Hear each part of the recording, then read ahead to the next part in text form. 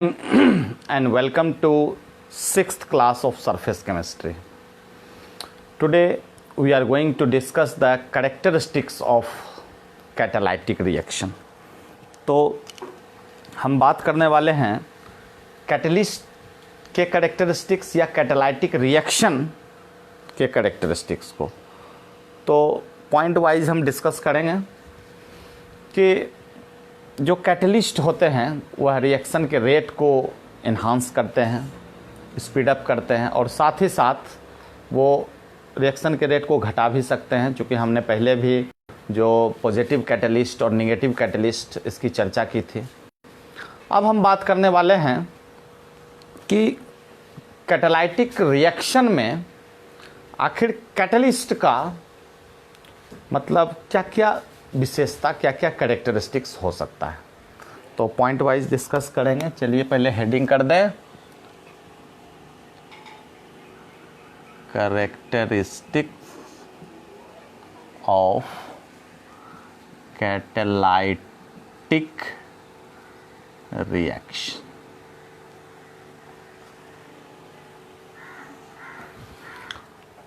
तो सबसे पहला और इम्पॉर्टेंट कैरेक्टरिस्टिक्स आप कह सकते हैं कि जो केमिकल कंपोजिशन होता है और साथ ही साथ कैटलिस्ट का मास होता है remains unchanged during the chemical reaction. मतलब केमिकल रिएक्शन के दौरान जो कैटलिस्ट होता है उसका केमिकल कंपोजिशन और मास अनचेंज रहता है। तो हम लिखेंगे फर्स्ट पॉइंट बना करके mass and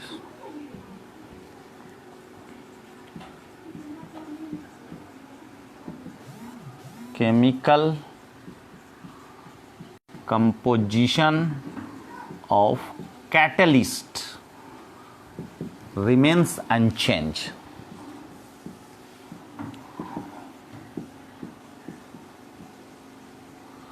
मतलब रिएक्शन में तो पार्टिसिपेट कर रहे हैं, रिएक्शन के रेट को भी प्रभावित कर रहे हैं, लेकिन कैटलिस्ट का मास और कंपोजिशन चेंज नहीं होता है। एक और बड़ी बात कि जो कैटलिस्ट का यूज़ हम लोग कर रहे हैं तो बहुत ही स्मॉल ट्रेस क्वांटिटी में कैटलिस्ट का रिक्वायरमेंट है। तो लिखेंगे सेकेंड पॉइंट बनाइए, स्मॉल quantity of catalyst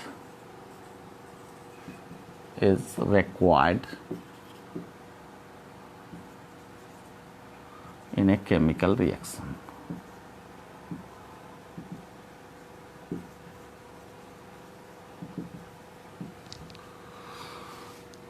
तो स्मॉलर क्वांटिटी में इसका रिक्वायरमेंट होता है।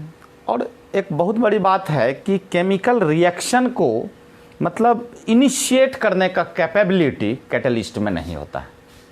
तो catalyst can not initiate the chemical reaction. Third point, catalyst can not initiate the chemical reaction.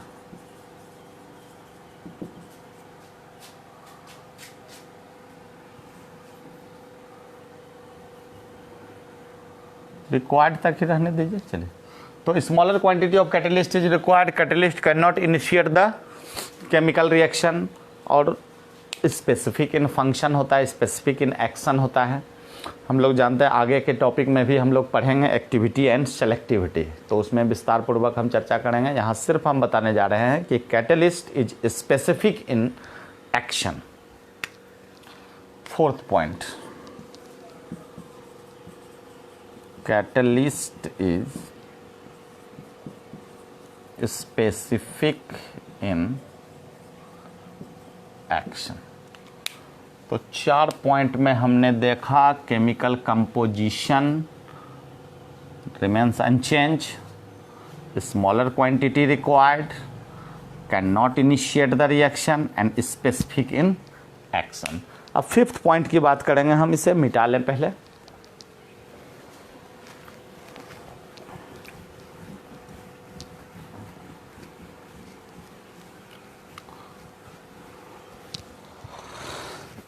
तो फिफ्थ पॉइंट के रूप में हम देख सकते हैं कि अगर जो मैंने पिछले टॉपिक में एडजॉर्प्शन पढ़ा था, तो एडजॉर्प्शन में हमने देखा था कि जिसका सरफेस एरिया बड़ा रहता है तो वो ज़्यादा इफ़ेक्टिवली जो है मतलब एडजॉर्प्शन उसमें होता है।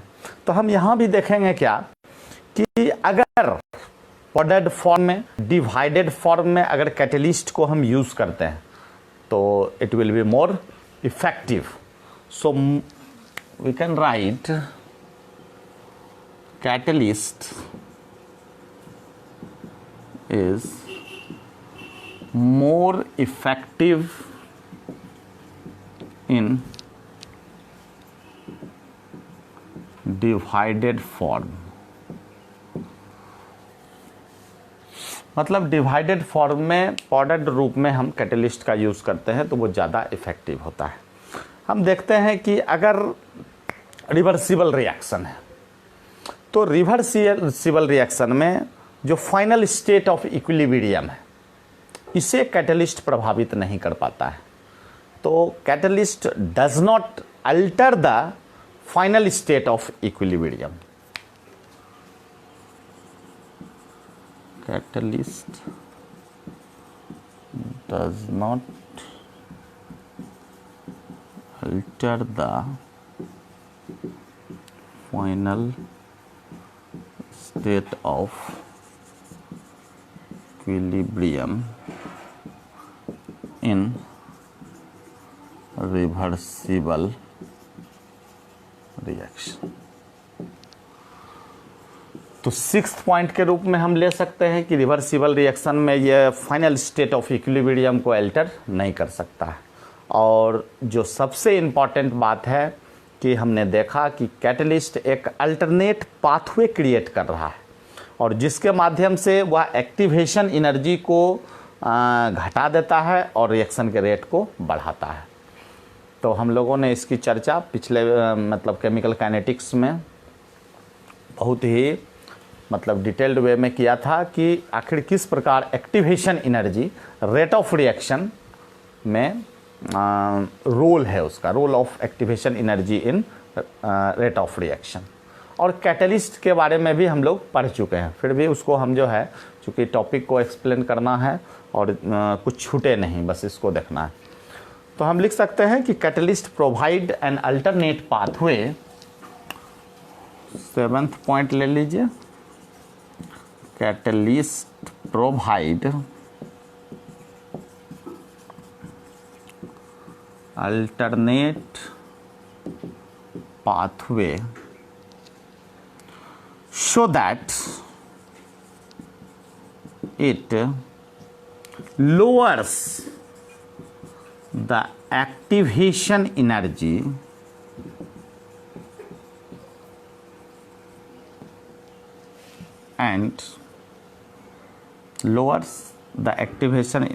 and enhance or speed up, increases the rate of reaction। और अगर निगेटिव कैटलिस्ट ले लेंगे तो एक्टिवेशन एनर्जी को वह क्या करेगा, मतलब बढ़ा देगा और रिएक्शन के रेट को वह घटा देगा। तो नेक्स्ट टॉपिक की हम चर्चा करेंगे कि एक्टिविटी और सेलेक्टिविटी ऑफ कैटलिस्ट। मिटा देते हैं इसे, काफ़ी है 7 पॉइंट, 7 कैरेक्टरिस्टिक्स हमने लिया है। और भी डिटेल हम चर्चा जो है नेक्स्ट टॉपिक जो मेरा एंजाइम है उसमें करेंगे। तो ये ख़त्म हो गया। तो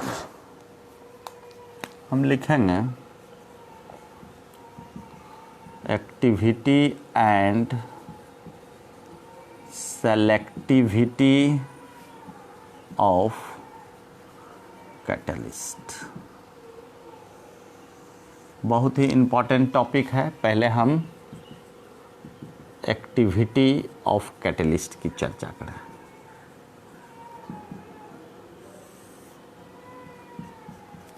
तो एक्टिविटी के बारे में हम लोग पढ़ चुके हैं कि एक्टिवेशन एनर्जी को घटाता है और रिएक्शन के रेट को बढ़ाता है। एक्टिवेशन एनर्जी को बढ़ाता है, रिएक्शन के रेट को घटाता है। ये एक्टिविटी है। अगर एक पॉजिटिव कैटलिस्ट के रूप में हम देखना चाहें, ये क्या करता है कि रिएक्शन के रेट को इन्हांस करता है, स्पीड अप करता है। तो एक एग्जाम्पल के माध्यम से हम समझेंगे। पहले हम हेडिंग कर दें, एक्टिविटी में catalyst increases the rate of reaction by lowering activation energy। तो हम एक एग्जांपल ले रहे हैं, जैसे हाइड्रोजन प्लस ऑक्सीजन, ये बन जाएगा मेरा H2O, यहाँ हाफ कर दीजिए। और यहाँ हमने कैटलिस्ट के रूप में प्लैटिनम को लिया, और ये बहुत ही एक्सप्लोसिव मतलब रिएक्शन है, मतलब रिएक्शन का रेट जो है इंक्रीज हो जा रहा है by use of this catalyst. तो ये एक्टिविटी के अंतर्गत आ सकता है कि कैटलिस्ट का जो एबिलिटी होता है टू कैटलाइज द रिएक्शन और टू इंक्रीज द रेट, तो हमने देखा। सेलेक्टिविटी का मतलब क्या होता है कि रिएक्टेंट वही है और कैटलिस्ट अगर हम चेंज कर दे रहे हैं, तो कैटलिस्ट बदलने के फलस्वरूप हम देखते हैं कि उसी रिएक्टेंट से अलग अलग प्रोडक्ट भी बदल जा रहा है। मतलब catalyst change, product change, but reactant same. तो that is called selectivity of catalyst. मतलब अलग अलग कैटलिस्ट के प्रेजेंस में अलग अलग मेरा प्रोडक्ट का फॉर्मेशन हो रहा है। तो कह सकते हैं कि the ability of catalyst to direct the reaction और एल्ड द डिफरेंट प्रोडक्ट और एल्ड द पर्टिकुलर प्रोडक्ट। तो हम हेडिंग करेंगे सेलेक्टिविटी नीचे। अच्छा चलिए,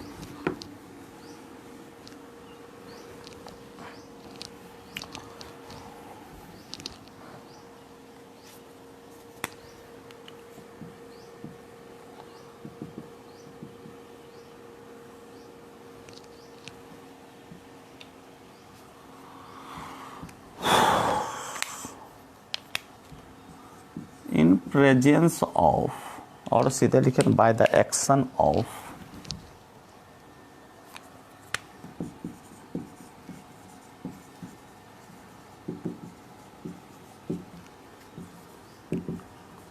डिफरेंट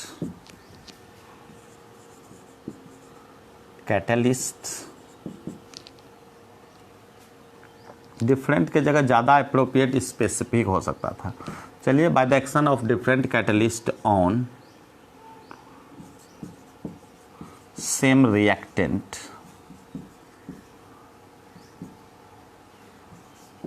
yield पर्टिकुलर प्रोडक्ट। तो हम एग्जांपल ले रहे हैं, जैसे इथाइल अल्कोहल की बात करें तो इथाइल अल्कोहल अगर हम कॉपर 573 केल्विन के प्रेजेंस में हम देखते हैं कि इथाइल अल्कोहल से मेरा एसिटल्डिहाइड बन जाता है, और यहाँ पर डिहाइड्रोजिनेशन होता है, मतलब हाइड्रोजन का एलिमिनेशन, रिमूवल ऑफ हाइड्रोजन होता है। लेकिन वही हम एल्युमिनियम ऑक्साइड के प्रेजेंस में हम देखते हैं कि जो इथाइल अल्कोहल है वह एल्कीन में बदल जाता है। तो किस प्रकार से एल्कीन में बदल जाएगा, तो यहाँ वाटर का रिमूवल होता है, दैट मीन्स डिहाइड्रेशन होता है। तो हम देखने जा रहे हैं इथाइल अल्कोहल C2H5OH, और इसे दो पार्ट में बांटिए इस तरह से। कॉपर 573 केल्विन, और ये मेरा बन जाएगा CH3CHO और प्लस H2, और नीचे कर दें थोड़ा। और अगर हम एल्युमिनियम ऑक्साइड ले लें तो यहाँ बदल जाएगा मेरा CH2 double bond CH2 plus यहाँ H2O। तो हम देखने जा रहे हैं यहाँ पर मेरा ये एसिटल्डिहाइड हो गया, और जो प्रोसेस हुआ वो है डिहाइड्रोजिनेशन,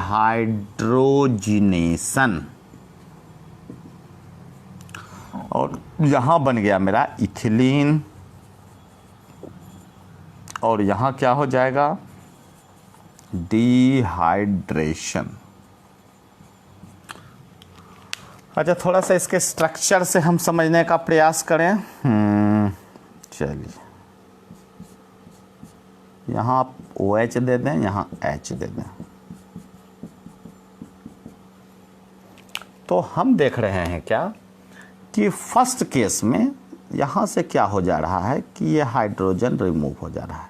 तो हाइड्रोजन रिमूव हो जाएगा तो चूंकि ऑक्सीजन पे माइनस होगा और ये हाइड्रोजन यहाँ से हटेगा H+ के रूप में, तो यहाँ पर प्लस हो जाएगा और इस तरह से यहाँ डबल बॉन्ड बन जाएगा और मेरा एसिटाल्डिहाइड बनेगा। और वही हम देख रहे हैं, फिर से बना लें, कार्बन है, कार्बन है, यहाँ बना लेते हैं, यहाँ OH है, यहाँ H है, हाँ। अब यहाँ पर हम देखेंगे क्या कि ये OH और ये H मिल करके वाटर का फॉर्मेशन कर लिया। तो ये जब वाटर का फॉर्मेशन करेगा तो ये OH-, ये H+, तो यहाँ प्लस हो गया तो इस पर माइनस हो गया, इस पर प्लस हो गया, और ये दोनों मिल करके डबल बॉन्ड बना लिया। तो हम देख रहे हैं CH2 CH2, मतलब यहाँ पर कैटलिस्ट हमने चेंज किया और डिहाइड्रेशन हो गया, और डिहाइड्रेशन के फलस्वरूप इथिलीन बना। यहाँ कैटलिस्ट हमने चेंज किया, यहाँ पर डिहाइड्रोजिनेशन हो गया और एसिटाल्डिहाइड बन गया। तो ये था सेलेक्टिविटी ऑफ कैटलिस्ट, मतलब स्पेसिफिक जो कैटलिस्ट है वह रिएक्टेंट पर वर्क किया और पर्टिकुलर प्रोडक्ट एल्ड किया। मतलब कैटलिस्ट रिएक्शन को डायरेक्ट किया, it has ability to direct the reaction और एल्ड पर्टिकुलर प्रोडक्ट। तो अब हम नए टॉपिक को पढ़ने जा रहे हैं और है तो इसी से रिलेटेड, सेप सेलेक्टिव कैटलिस्ट, जियोलाइट जिसे कहते हैं। तो हम हेडिंग करने वाले हैं, ये खत्म हो गया टॉपिक।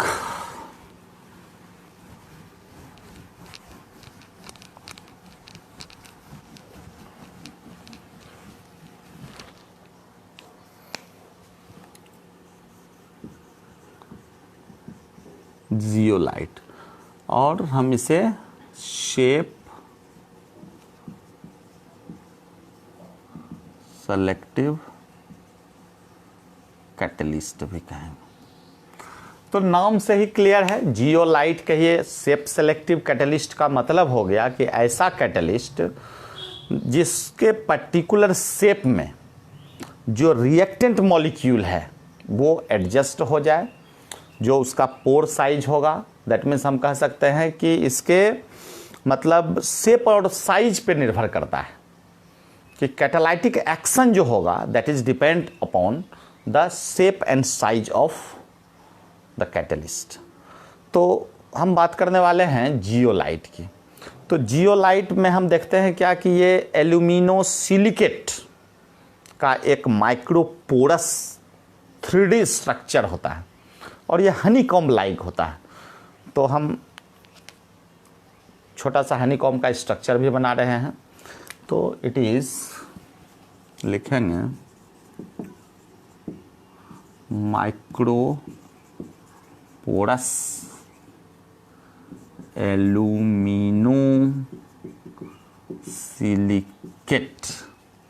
हैविंग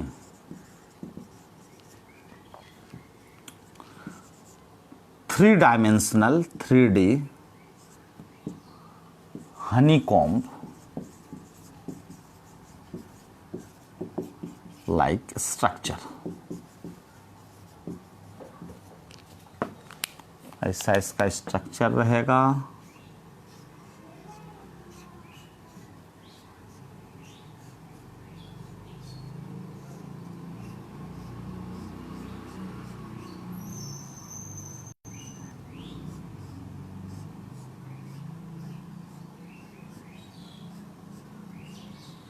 क्लियर है?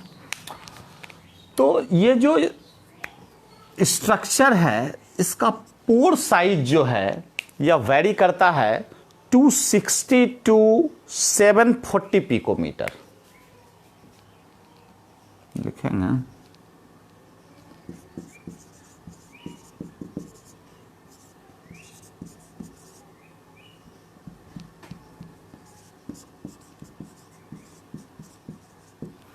तो अगर इस पोर साइज में मेरा रिएक्टेंट मॉलिक्यूल एडजस्ट हो जाता है तो एक लाइन हम लिख दें कि it's catalytic action depends upon the shape and size.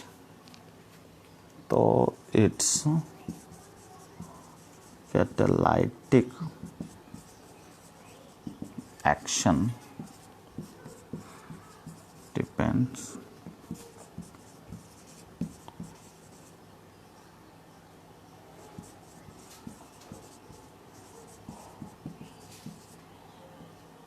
Depend upon shape and size.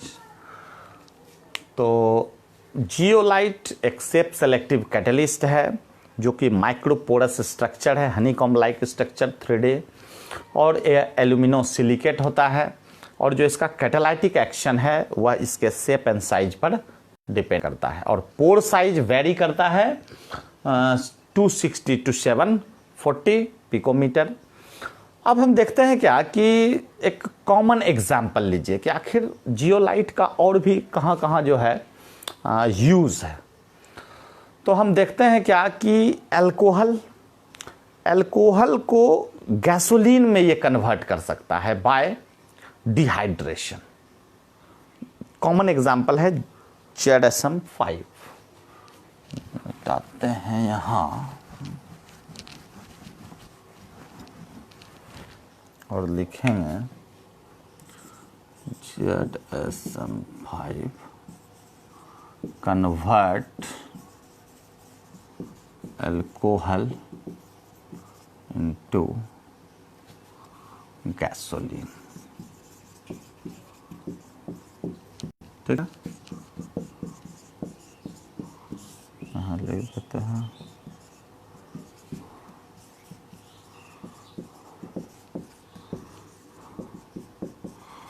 Mixture of hydrocarbon. और भी इसके बारे में पर्टिकुलर हम जानना चाहें तो ZSM, that is we can say it is one thing we can say कि ZSM-5 एंड ऑल और अदर जो सेप सेलेक्टिव कैटलिस्ट है ये हार्डनिंग ऑफ वाटर में भी बहुत मतलब हार्डनिंग ऑफ वाटर को भी प्रिवेंट करता है।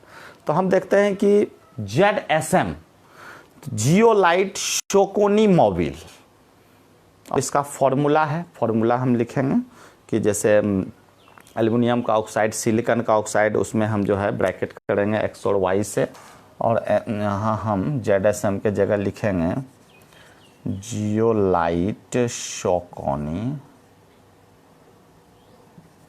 मोबिल। और फॉर्मूला के रूप में आप लिख सकते हैं mx बाय ब्रैकेट AlO2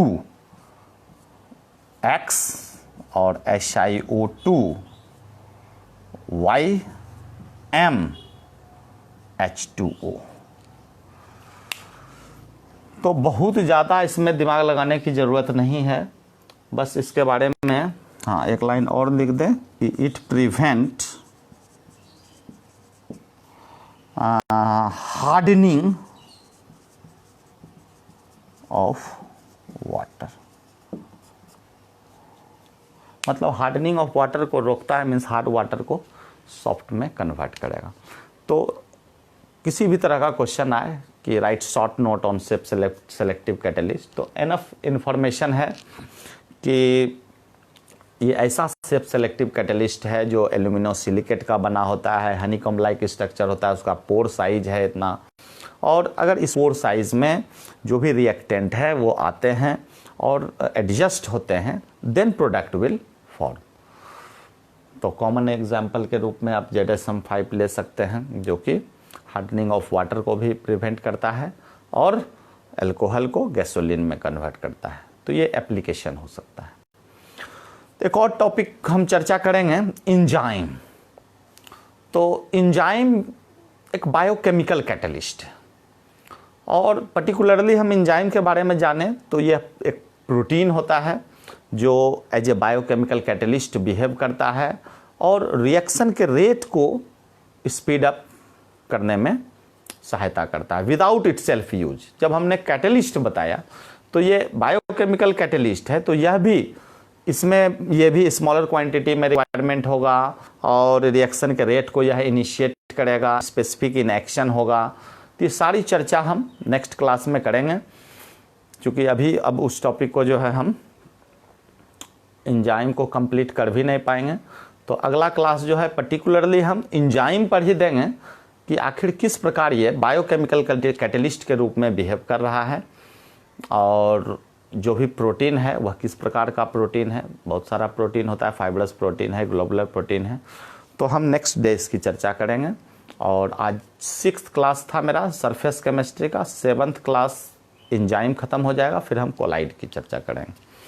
तो thank you for watching this video, many thanks.